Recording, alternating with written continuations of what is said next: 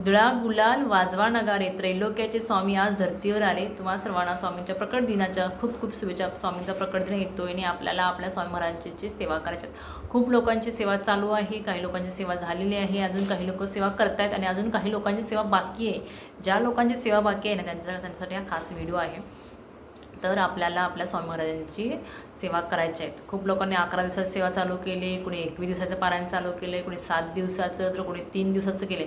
तुमच्याकडून अजून काहीच एक सुद्धा पारायण झालं नाही आहे, घाबरू नका, तुम्हाला पण स्वामींची सेवा करण्याचा चान्स भेटणार आहे।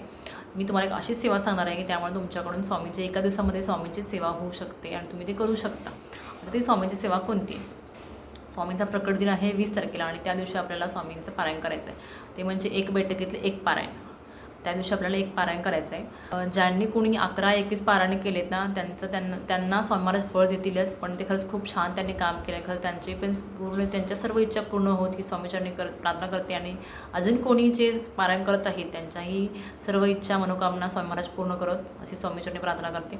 तर पारायण कोणतं आणि काय करायचं, तर आपल्याला पारायण करायचं आहे स्वामीचा आवडता स्वामीचा आवडता ग्रंथ आणि स्वामींची आवडती सेवा। ही सगळ्यात प्रभावी स्वामीची सेवा आहे ती कुठलं? श्री स्वामी चरित्र सारामृत ह्या ग्रंथाचं पठण आपल्याला एक दिवस करायचं आहे। ह्याच्यामध्ये ना 21 अध्याय असतात आणि हे 21 अध्याय म्हणजे हे एका बैठकीमध्ये आपल्याला हे पूर्ण ग्रंथ वाचायचं आहे, पठण करायचं आहे। आता काय ह्याचे नियम अटी काय आणि कसा पठण करायचं ते मी सांगतो तुम्हाला। स्वामींचा प्रकट दिन आहे 20 मार्चला, त्या दिवशी आपल्याला लवकर उठायचं आहे, आपली जी कामं घरात ती करायची आहेत, देवपूजा करायची, छान अशा देवपूजा करायची, रांगोळी काढायची, उंबरट्याला हळदीचं लेपन लावायचं आहे। जर तुमच्याकडे स्वामींचा फोटो असेल तर त्याचा अभिषेक करा, मूर्ती असेल तर त्याचा अभिषेक करा, फोटो असेल तर छान पुसून घ्या, अष्टगंध चंदन लावा, स्वामींना आवडतं हिनात्तर लावा, स्वामींना आवडतं चाफ्याचं फूल। जर तुमच्याकडे चाफ्याचं फूल नसेल तर कोणतंही पिवळ्या कलरचं किंवा कोणत्याही कलरचे जे फुलं अवेलेबल असतील ते तुम्ही स्वामीला अर्पण करा। आता तुम्हाला जर पठण करायचं तर तुम्हाला मांडणी करायची असेल तर तुम्ही जो स्वामीचा फोटो आहे किंवा मूर्ती आहे ती खाली चौरंगावरती ठेवू मांडणी करू शकता। ते कशी करायची? आपल्याला एक चौरंग घ्यायचा आहे किंवा पाठ घ्यायचा, त्याच्यावरती लाल कपडा किंवा पिवळा कपडा हंतरायचा आहे, त्याच्यावरती स्वामींचा अभिषेक करून स्वामींची मूर्ती ठेवायची आहे आणि तुम्हाला कलश स्थापन करायचं तर एक साईडला उजव्या साईडला कलश स्थापन करायचं आहे। त्याच्यामध्ये कलशमध्ये पाणी घ्यायचं आहे आणि नारळ आणि विड्याची पानं आणि आंब्याची डहाळे ते लावून ते कलशाचे पूजन करायचे आणि त्याच्या अगोदर आपल्यालाच गणपती बाप्पाची पूजा करायची। कारण जेव्हा आपण कोणतीही पूजा करतो ती पण गणपती बाप्पापासून सुरुवात करतो तेव्हा गणपती बाप्पाची पण पूजा करायची आहे। तुमच्याकडे जर गणपती बाप्पाची मूर्ती नसेल तर तुम्ही सुपारी ठेवून त्याची पूजा करू शकता। ही सगळी पूजा झाल्यानंतर अभिषेक झाल्यानंतर हळदी कुंकू लावायचा, अगरबत्ती, तुपाचा दिवा लावा किंवा तेलाचा दिवा लावा, जो तुमच्याकडे अवेलेबल असेल जे तुम्हाला शक्य होईल तो दिवा लावा, तुपाचा दिवा लावला तर चांगलाच आहे।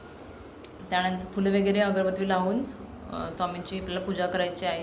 त्यानंतर पारायणाला सुरुवात करायची, रांगोळी वगैरे काढा, छान मस्तपैकी घरात एकदम प्रसन्न वातावरण असतं त्यावेळेला आणि खूप छान वाटतं जेव्हा आपण पूजा मांडणी करतो तेव्हा समजू तुम्हाला किती मनाला शांती मिळते ते। आता पारायण कसं करायचं तर तुम्हाला एक माळ जपमाळ करायचं, एक माळ करा 11 माळे केलं तर खरंच खूप छान आहे। तारक मंत्र म्हणा, 11 वेळा म्हणा किंवा 1 वेळा म्हणा। त्यानंतर आपल्याला आपल्या स्वामींचं हे स्वामी चरित्र सारामृत पठण करायचं। त्याच्यामध्ये 21 अध्याय आहेत, हे आपल्याला एका बैठकीमध्ये पठण करायचं आहे। हे करण्यापूर्वी जी तुमची स्वामी ती संकल्प करायचा आपल्याला, संकल्प एक जर तुम्ही पारायण करणार असाल म्हणजे तुमची कोणती इच्छा आहे ती पूर्ण व्हावी म्हणून करणार असाल तर संकल्प तो पारायण करायचा आहे।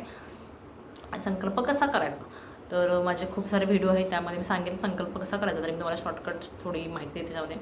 आपल्या उजव्या हातामध्ये अक्षता घ्यायचं आहे, हळद कुंकू फूल पाणी घ्यायचं 2 पडी आणि तुमचं नाव गोत्र, तुम्ही कुठे राहता, काय करता, तुमची काय इच्छा आहे ते सांगायचं स्वामी महाराजांना आणि तुम्ही सांगा स्वामी महाराज मी तुमची सेवेकरी आहे, माझ्याकडे ही निर्विघ्न जी सेवा आहे ते करून घ्या सांगायचं आणि तुमचा आशीर्वाद आपल्या पाठीशी राहू दे, जी तुमच्या इच्छा आहे काय काय असं आहे तुमच्या ते सांगा स्वामी महाराजांना सांगा आणि ते पाणी ते त्या तांब्यात सोडा आणि पारायणाला सुरुवात करा।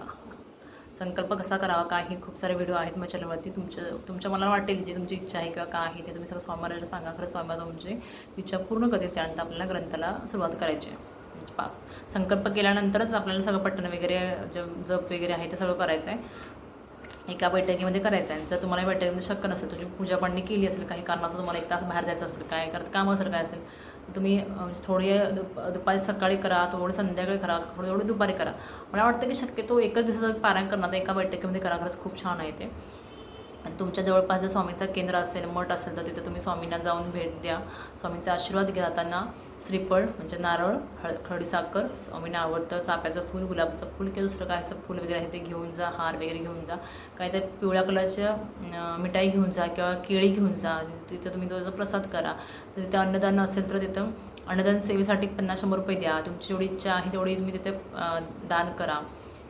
खूप साऱ्या तिथे प्रकट दिनाला खूप साऱ्या सेवा चालू असतात. खूप सारे लोक दानधर्म करतात. तुम्हाला जेवढं शक्य होईल तिथं पण सेवा भेटली तर खरंच खूप छान आहे.